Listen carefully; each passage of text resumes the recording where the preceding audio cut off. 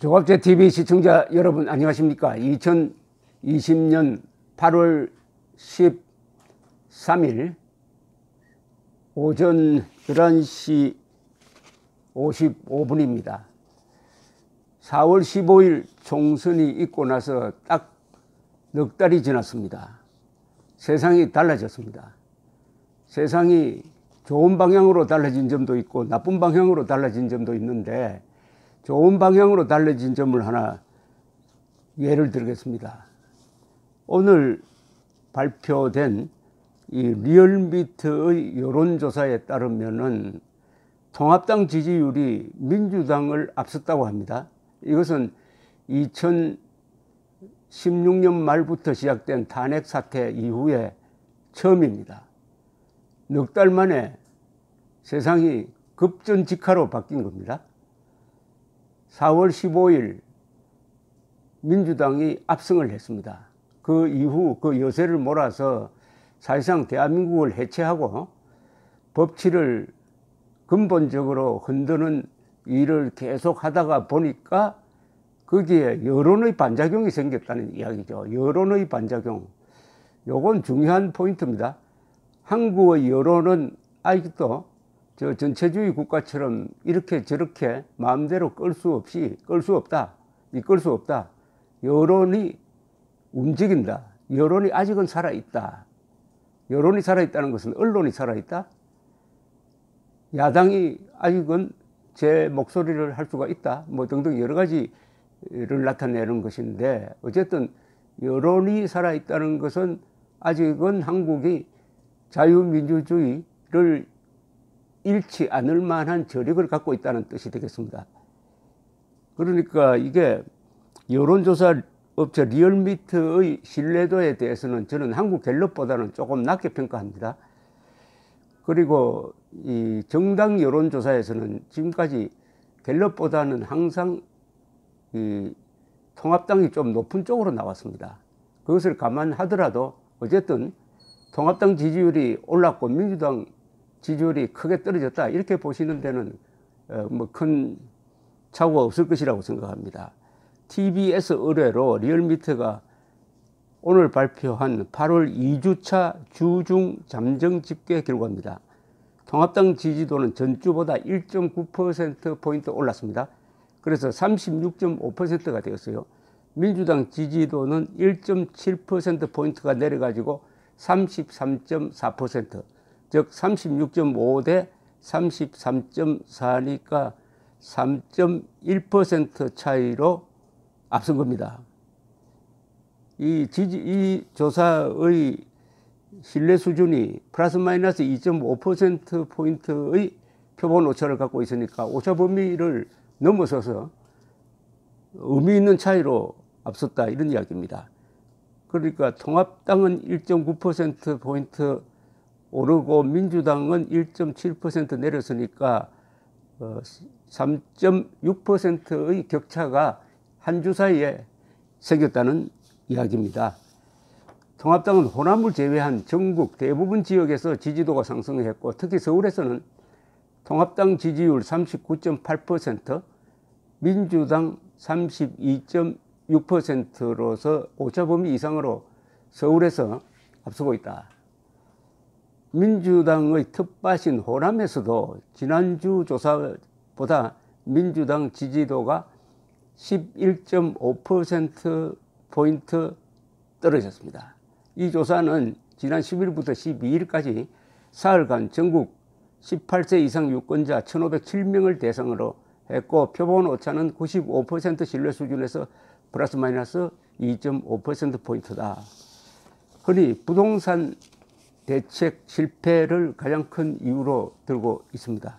최근 물난리가 났는데 문재인 대통령이 보여준 이해할 수 없는 운동도 아마 여기에 상당히 반영이 된 것이 아닌가, 이렇게 생각이 드는데, 한국말에 속담에 잘 나갈 때 조심해야 된다는 말이 있습니다. 잘 나갈 때 조심해야 된다.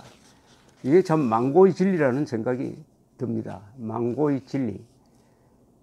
또는 이 고사성어로 치면은 이 주역에 나오는 말이 하나 있습니다. 항명유회, 항용유해 이렇게 씁니다.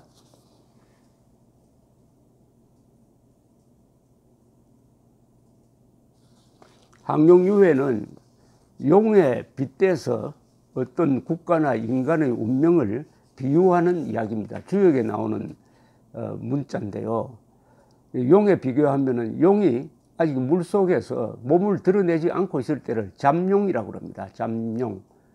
그 다음에 드디어 그 실력을, 그 거대한 실체를 드러내는 단계를 현용, 나타날 현자에다가 현용이라고 합니다. 현용.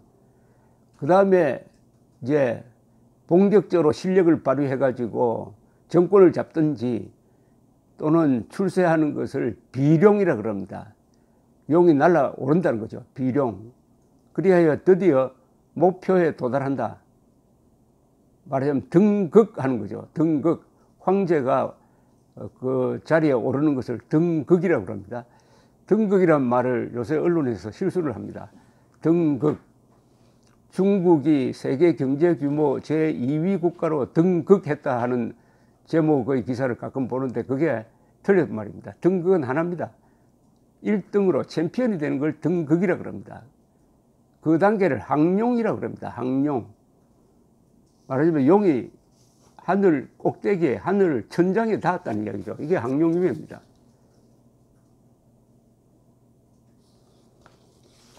잠용, 현용, 비용, 항용. 그런데 항용유해. 꼭대기에 닿으면은 후회할 것밖에 없다는 뜻입니다. 후회. 자, 이제 내려가야 된다는 이야기죠. 피크타임이라는 이야기입니다. 피크타임. 모든 조직이나 국가나 인간은 피크타임이라는 걸 갖고 있습니다. 피크타임에 도달한 뒤부터는 더 올라갈 수가 없어요.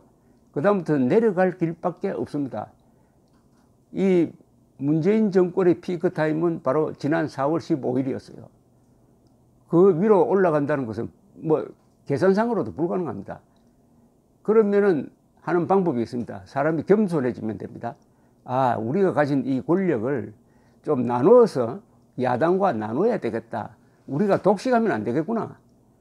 민주주의 국가에서는 원래 다수결이 원칙이지만 다수결로 밀어붙이다가는 그게 결국 독재가 되는 거죠. 다수의 독재가 되니까 타협, 그리고 포용, 그리고 양보를 권력 잡은 사람이 하는 겁니다. 그런데 이번에 이 국회에서는 더불어민주당이 마음대로 하고 있습니다.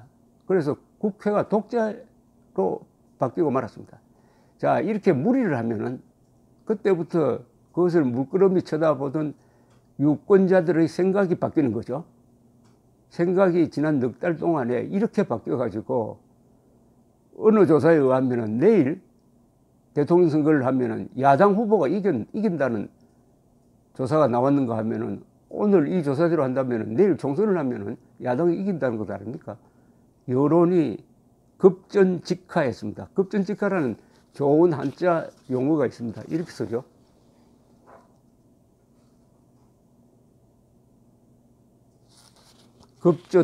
급히 뒤바뀌어 가지고 바로 떨어진다는 거죠. 급전직하입니다. 항용유해 급전직하가 이 문재인 정권인데 이건 다 자초한 겁니다. 겸손하지, 권력을 가지고 겸손하지 못한 때문이죠. 그렇다 하더라도 권력 잡은 문재인 정권, 민주당 정권이 이런 여론에 승복해가지고 갑자기 사람이 돌변할까요? 절대로 불가능합니다. 이 문재인 정권의 가치관은 계급투쟁론입니다. 계급투쟁론을 가진 사람들은 거짓말을 반복듯이 합니다. 아니, 자신들의 이익을 위해서는 거짓말을 의무적으로 합니다. 거짓말이 들통이 나도 절대로 양심의 가책을 받지 않는 그런 일종의 신념 집단입니다. 그것도 신념은 신념이에요. 그러니까 궤도 수정이 안 됩니다. 자충수라는 말이, 좌파는 자충수로 망한다는 말이 나온 이유는 궤도 수정이 안 되니까 자신들이 저지른 일로 자신들이 망한다는 겁니다. 지금 미래통합당은 아마 어리둥절하고 있을 겁니다. 우리가 지난 넉 달 동안 한 일은 아무것도 없는데, 그냥 놀고 먹었는데 어떻게 이게 지지율이 이렇게 올라갈 수 있을까 하고 정말 가장 깜짝 놀라는 사람들은 통합당 국회의원이 아닐까요? 통합당 국회의원이, 그런데 이건 또한 통합당 국회의원에게 주는 경고이기도 합니다. 지금 그대로 계속 놀고 먹어도 민주당이 스스로 지지율을 까먹고 있으니까 그런 마음이 있으면은 굴러온 복을 또 차게 되는 것 아니겠습니까? 군주 민수란 말이 또 생각나네요. 군주 민수. 군주, 군, 임금은 배고 백성은 물이다. 물은 배를 띄울 수도 있고 그 배를 뒤집을 수도 있다. 지금 배를 띄웠습니다. 그러니까 백성이, 국민이 민주당이라는 배를 띄웠습니다. 띄워가지고 꼭지점까지 올려놓았습니다. 그런데 겸손하고 아주 국민들을 더럽게 생각하고 법을 지키고 역사 앞에서 좀 교훈을 얻으려고 하는 이런 자세이면은 배가 아마 순항하게 될 겁니다. 그러나 그러지 못하니까 4개월 만에 이렇게 급전직하를 했는데, 여기에 큰 역할을 한 게 이 문재인부터 이 밑에 참모들의 입입니다. 입이 국민들을 화나게 했다. 어제 무슨 소통수석이라는 사람은 그만두면서 문재인 정권처럼 권력형 비리가 없었던 정권은 없었다, 일찍이 없었다는 취지의 이야기를 했답니다. 하필 그것도 왜 어제 이야기를 합니까? 어제 제1심 법원이 손혜원 전 의원에 대해서 권력형 비리의 전형인 국회의원의 직을 이용해가지고 목포 개발 정보를 얻어서 거기에 자기가 당당하게 투자하는 게 아니라 차명으로 다른 사람을 앞세워가지고 투자했다 해가지고 부동산 실명제법 등 위반으로 징역 1년 6개월을 선고하고, 그나마 법정 구속은 안 했는데 하필 그날 나온 이야기가 문재인 정권은 권력형 비리가 없었다, 이런 이야기를 한다는 것 자체가 국민들을 우습게 보는 것이고, 그 동네는, 문재인 동네는 상식도 통하지 않고 법도 통하지 않고 진실도 통하지 않는 일종의 블랙홀입니다. 블랙홀이란 거는 우주에 존재하는 건데 하도 이 당기는 힘이 세어가지고 빛도 블랙홀에 들어가면 나오지 않습니다. 그래서 블랙홀입니다. 문재인 정권이 블랙홀로 바뀌고 있고, 여기에 대해서 국민들이 분노하는 게 바로 이런 넉 달 전에는 상상도 할 수 없었던 일이 벌어졌습니다. 또 넉 달 뒤에 무슨 일이 벌어질지 모릅니다.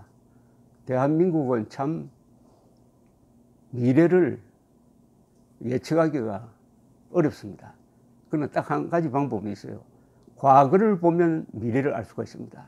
그래서 역사가 소중하고 역사 앞에서 겸손해져야 한다는 게 바로 인문교육, 문사철 인문교육의 핵심입니다. 그게 바로 교양이라는 것입니다. 교양은 겸손에서 나옵니다. 감사합니다.